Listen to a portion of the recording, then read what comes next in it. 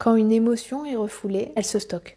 Parce que tout est énergie et l'énergie ne disparaît pas, elle se transforme. Donc si l'émotion n'est pas traitée, si l'émotion n'est pas verbalisée, si l'émotion ne peut pas passer, elle ne peut pas disparaître, elle se transforme et elle devient une douleur, un traumatisme.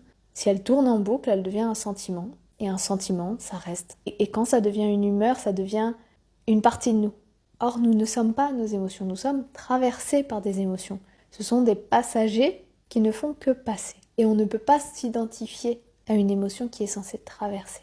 On se doit, et ça c'est de notre responsabilité, de les exprimer. Là, nous sommes adultes, donc nous pouvons le faire. Mais malheureusement, quand nous étions enfants, beaucoup de nos émotions ont été refoulées. Et au final, l'émotion a été ravalée, a été refoulée, a été stockée. Je pense qu'on ne se rend pas compte à quel point tout ce qui vit en nous peut faire part intégrante d'une émotion qui n'a pas été traitée. On a le poids des émotions qui n'ont pas été accueillies par le passé. Et il y en a beaucoup. Mais par contre, on peut en prendre conscience et on peut essayer de les sortir. Si t'as mal à la gorge, essaie de crier. Les larmes viendront nettoyer ton âme. Les cris viendront transcender ce qu'il y a au niveau de ton ventre et sortir enfin tout ça. Et donc, pour ressortir des émotions qui ont été mal exprimées, on doit repasser par ces canaux. L'énergie va enfin pouvoir sortir. L'émotion va enfin pouvoir sortir.